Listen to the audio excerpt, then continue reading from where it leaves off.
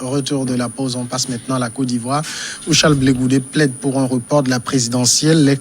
L'ex-leader des jeunes patriotes, Charles Blé Goudé, a affirmé lundi à La Haye, où il est en liberté conditionnelle, qu'il faut reporter la présidentielle du 31 octobre prochain, sous peine d'aller droit dans le mur.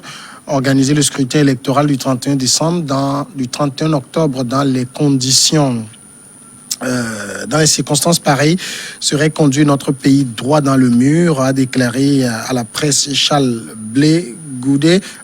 Reporter la présidentielle, si on en croit Dimanche Jeune Afrique, la suggestion a été faite à Alassane Ouattara par le président. Ça fait 3 fois qu'il a pris la parole, hein. Macron. Au premier abord. J'aurai la parole tout à l'heure. La suggestion a été faite par Emmanuel Macron au président Alassane Ouattara, qui a opposé une fin de non-recevoir. Oui.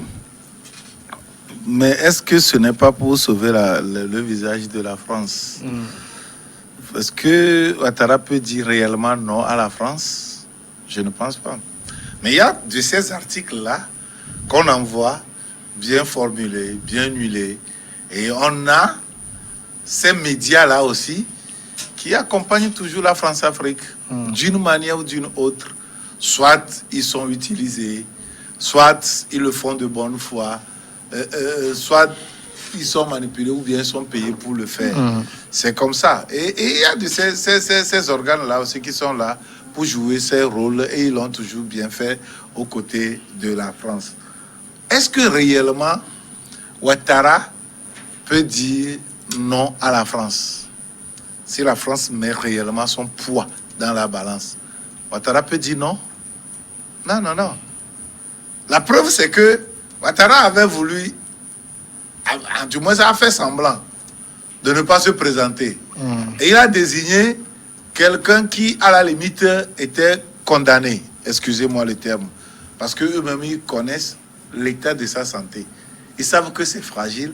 Et ils savent que ce n'est pas lui qui peut porter ce poids, ce fardeau électoral.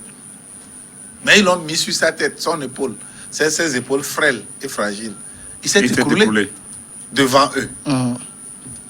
Quand il avait fait ce processus, la France, oh ouais, d'accord, on salue Ouattara, il a bien fait. Mais quand Ouattara a dit non, cette fois-ci, je vais me présenter, la France a dit, oh bravo. La France n'a pas condamné ça. Ça veut dire que c'est quelque chose, c'est un processus. Elle n'a pas condamné, mais elle n'a pas avalisé non plus. Hein. Oh, elle a avalisé. Qui ne dit mot consent? C'est leur propre adage qui dit ça. Qui ne dit mot français? Qui ne dit mot consent? Et ils ont consenti. Et là-dessus, ils vont dire que ce n'est pas la France qui va venir décider à la place des Ivoiriens. Mais quand il avait fait ça avant, ils avaient applaudi qu'il avait voulu respecter les termes de sa constitution.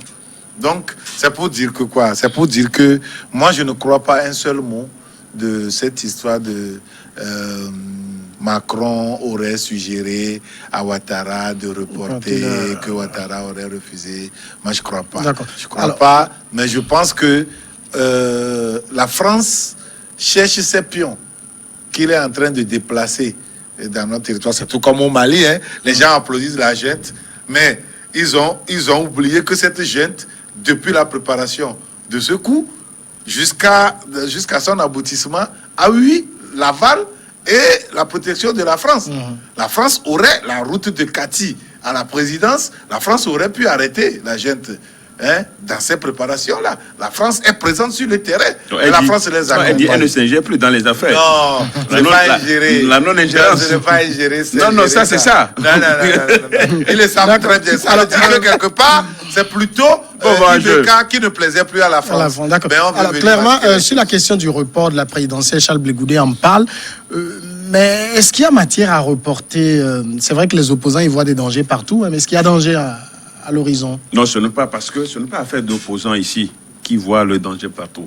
Je crois que c'est tout le monde, y compris les Ivoiriens de quelque bord que ce soit, hein, sont conscients que ça risque, ça tend à brûler en Côte d'Ivoire. Ça, tout le monde le sait. Même du côté des militants de Ouattara, ils savent que l'avenir n'est pas promoteur. Il y a quelque chose, hein, qui est en train de venir le sujet à la Côte d'Ivoire. Moi, je n'aime pas quand on prend ce spectre pour faire peur aux gens. Non, personne ne fait peur. Il y a des principes, Non. il faut défendre ces principes. Non, et s'en tenir. personne ne fait peur. Est-ce que je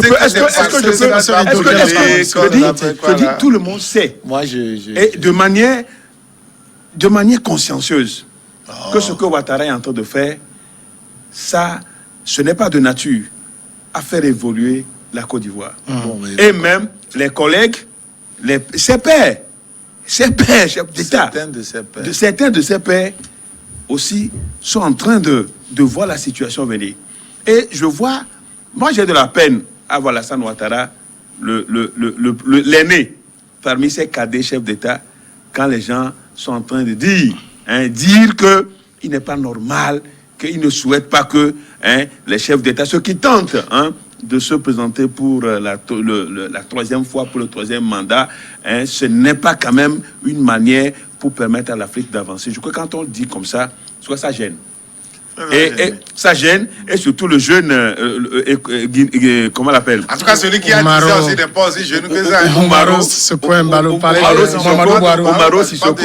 Donc, quand on revient un peu à ce que Charles Blegoudé est en train de dire, je crois quand même que c'est une option sérieuse qu'il est en train de prendre, parce que... Mais reporter la présidentielle, ça veut dire Ouattara continue. Non, mais ça ne veut pas dire grand-chose. On va reporter pour combien de temps? Le temps que les Ivoiriens... Bon, la question qu'on peut se poser, est-ce que les Ivoiriens ont besoin encore de temps pour se comprendre? Parce que à cette allure-là, jusqu'à ce que Ouattara ne dépose sa candidature et qu'aujourd'hui est dans la course, qu'est-ce qu'on va aller encore dire pendant ces assises? C'est la question qu'on peut se poser. Est-ce que ça va permettre à Alassane Ouattara de renoncer à sa candidature? Alors, voilà un peu tout ce qui apparemment ne milite pas pour un report et pour des assises nationales. Qu'est-ce qu'il faut dire? Donc la situation est là aujourd'hui. Est-ce que à un mois et demi, à plus de 45 jours de ces élections, qu'est-ce qui va se passer? Personne ne saurait le dire, mais j'avoue quand même que les chefs d'État, démocratiquement, ceux qui sont pour la limitation de mandat et le respect de la Constitution, on se demande quel sera leur poids dans cette histoire de la Côte d'Ivoire. C'est la question qu'on peut se poser. Mais est-ce que les dés sont déjà pipés? Oui, c'est Alassane Ouattara montre quand même qu'il a une certaine maîtrise de la situation. Totale. Une maîtrise totale. C'est pourquoi je vous dis qu'il n'y aura rien. De quelle situation? Oh, non. En Côte d'Ivoire, il n'y aura rien. Non. Il n'y aura même pas, peut-être un peu de moustique. Ça va s'arrêter là. Si ça va être vite étouffé, il n'y aura rien. Je vous dis qu'il n'y aura rien en Côte d'Ivoire. Je ne dis pas que ce que Ouattara fait... Aujourd'hui, c'est le 8. Pourquoi je le dis? C'est le 8. Je le dis simplement parce que... C'est le 8 septembre, de montrer l'aspect de guerre, l'aspect de tension inutile, l'aspect d'affrontement entre populations. Non, ici, c'est une réalité. Dis-moi, sur le terrain, c'est une réalité en Côte d'Ivoire. Non. C'est une réalité. Oublions ça. À l'approche de chaque élection, il y a cette tension-là.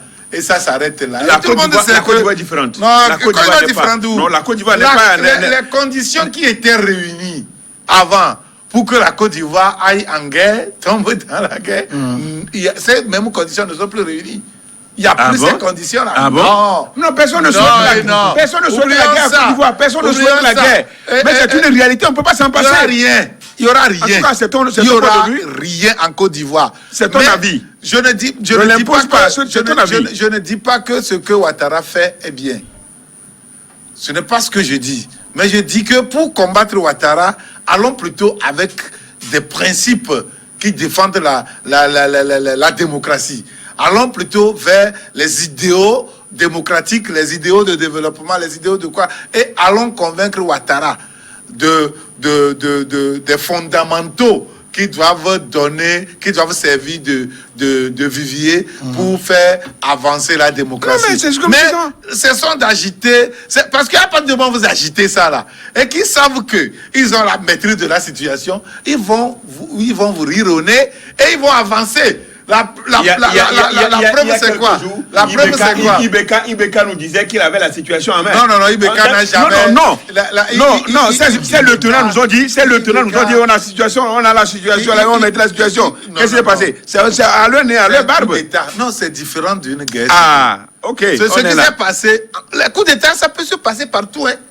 Même dans les pays démocratiques, on peut tuer des présidents sans obligatoirement prendre le pouvoir. Oui. On en a vu. Oui. On en a vu aux États-Unis, on en a vu ailleurs. Oui, on assassine pas pour prendre le pouvoir. Pas pour prendre le pouvoir, Oui. c'est différent. Ici, on parle du spectre de la guerre civile. Il y aura encore de guerre en Côte d'Ivoire. Quand la Ouattara fait ça, il y aura ceci. Il n'y aura rien comme guerre. Ça, disons-nous la vérité. Il n'y a aucune maîtrise de la situation. Non, laisse tomber. Tu sais, Ouattara aurait pu perdre un seul instant, un petit pan de son pouvoir, un petit pan de contrôle de ce pays. Sur quel critère Ce serait tombé depuis. Je juge. Sur quel critère? Quelles sont les valeurs? Je juge sur les critères des conditions qui avaient conduit à la guerre en Côte d'Ivoire. Et je vous dis que ces conditions ne sont plus réunies. Les mêmes personnes sont là. Les acteurs sont toujours là en Côte d'Ivoire. Tous les acteurs. Au moment où il y avait la guerre. Même s'ils sont en exil. Au moment où il y avait la guerre en Côte d'Ivoire, où il devait avoir la guerre, il y a eu une base arrière. Aujourd'hui, vous n'allez pas trouver ça. Ce n'est pas le Burkina qui va servir de base arrière pour venir déstabiliser Ouattara. Ça, c'est clair. Il y avait Soro n'était pas en France, mais plutôt au Togo.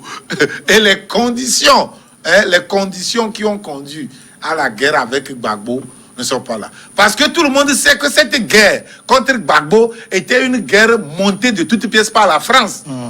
Ici, Ouattara, c'est j'ai risqué d'employer un mot peut-être qui va déplaire aux gens. C'est pratiquement une serpillière de la France. La France marche dessus. Ce que la France dit. Son affaire, c'est lui qui a son affaire. Ce que la France dit, c'est ce que Ouattara fait. C'est lui qui est humilié jusqu'à que c'est son affaire. Donc on ne pense pas que la France va lever encore un petit doigt pour venir monter une guerre. On n'a pas besoin. Chasser de Moi, j'ai pas besoin de la j'ai pas besoin de la présence de la. Arrêtons de balancer ce spectre de guerre là. J'ai pas besoin de la présence de la France en Côte d'Ivoire. Les Ivoiriens sont en train même de voir, ont les yeux pour regarder, pour observer ce qui se passe. Non, je crois que Dimas parle comme... pas une petite chose. Personne. Est-ce qu'on a parlé de la guerre? Parler de guerre? Non, que la Côte d'Ivoire va faire ceci, la Côte d'Ivoire va faire cela. J'ai prononcé la guerre. Je n'ai jamais prononcé la guerre. Laissez le passé doit aller au bout. Ce n'est pas seulement la guerre. La confusion politique en Côte d'Ivoire, elle est tellement forte. Même si ça va passer après l'élection. Même si de loin... on a l'impression que la France est en train de soutenir, de cautionner parce qu'elle n'a pas condamné le 4e mandat comme Macron avait applaudi quand Ouattara était en train de céder, a annoncé qu'il n'avait pas fait semblant de céder. Avait fait un 3e mandat. Mais comme si, moi, ce qui me surprend, c'est que est-ce que naturellement où un président arrive à la fin de son mandat, son 2e mandat, alors, l'événement est où quand on dit on ne va plus faire un 3e mandat? Est-ce que c'est un non-événement? L'événement est où? Est-ce que c'est un événement? Vous êtes arrivé à terme de votre mandat? Alors, vous n'avez pas besoin même de gesticuler pour dire vous n'allez pas faire un 3e mandat. Librement, vous finissez, vous organisez les élections, vous en allez. Mais on a mis dans nos têtes que quand quelqu'un annonce qui ne veut pas faire un 3e mandat, on dit oh, l'événement est où? Non, ce n'est pas question de mettre dans la tête. Ce n'est pas un événement. Le fait de sauter le verrou, ça choque. Non, justement. Et donc, quand on voit quelqu'un qui sort du lot et qui veut respecter quand même ce principe, il est applaudi.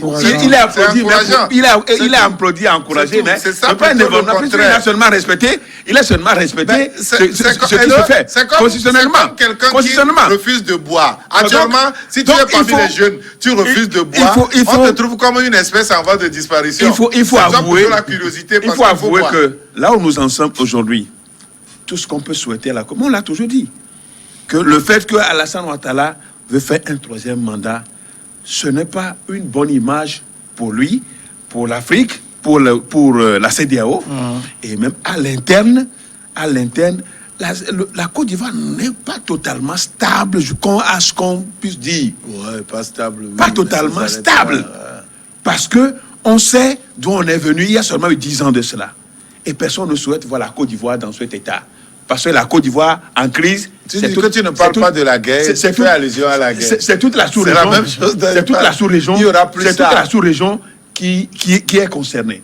Et c'est pourquoi, avec les 10 ans que Ouattara a fait, il faut être conscient, quand vous allez à Abidjan, vous allez en Côte d'Ivoire, on sait quand même qu'il peut défendre son mandat, d'avoir apporté quelque chose aux Ivoiriens. Son bilan. Et ne pas dire que c'est lui seul et qu'il n'y en a pas. Voilà encore l'autre aspect. Que c'est lui seul, sans lui, il n'y a personne aussi. Quand on met ça dans quand les gens, on met ça dans les chefs d'État disent que sans moi, je ne peux rien. Vous avez vu ce qui est arrivé à Maïna Sara, c'est lui, non? Il dit que non, il va faire encore 2 ans, il va prolonger son mandat de 2 ans au Niger. Ce n'est pas normal. Je crois que ce n'est pas le président nigérien et nigérien parle de modèle. Il faut servir de modèle. Donc, Alassane Ouattara n'est pas en train de servir un modèle pour nous et pour le peuple d'Afrique. D'accord. C'est ce qui est très important. Moi, je suis d'accord. À la pause et dernier sujet après.